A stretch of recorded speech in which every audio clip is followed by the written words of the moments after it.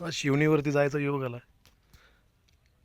आणि शिवनेरीला महाराजांचं जन्मस्थळ आहे म्हणून बघण्यासाठी धाव घेत चालत चालत बरंच अंतर कापत कापत ॲक्च्युली आम्ही रस्ता पण चुकलो.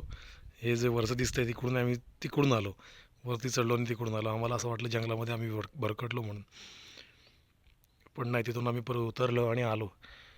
पण इथं आल्यानंतर बघतोय तर महाराजांचं असं काहीतरी जन्मस्थळ म्हटल्यानंतर काहीतरी मोठं वगैरे असेल, किंवा जन्मस्थान आहे महाराजांचं शिवनेरीवरती म्हटल्यानंतर मोठा वाडाबिडा असेल महाराजांचा.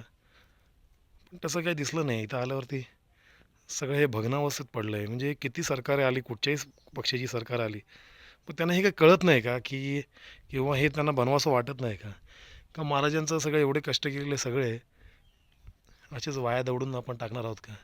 काही दिवसानंतर हे पण निघून जाईल, काय राहील शिल्लक? वरती सगळेजण येतात, लोक बघतात आणि फिरून जात आहेत, पण दिसायला काय दिसतं इथं? काहीच दिसत नाही आहे. भग्नावस्थेत त्यांचं जे पहिला जो दरबार असेल, पहिला जो महल असेल, तो आपण का नाही उभे करू शकत? मला त्याची कल्पना नाही. मी आज या जन्मस्थळी आलो आहे.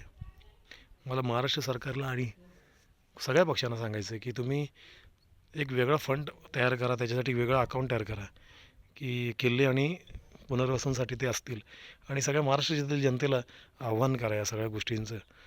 आणि हे जे सगळं पडलं आहे ना, तर सगळं पहिल्यासारखं उभारता येईल का याचा विचार करून गड किल्ले आणि महाराजांची सगळ्या आठवणी परत तशाच जिवंत ठेवल्या पाहिजेत. जय हिंद, जय महाराष्ट्र.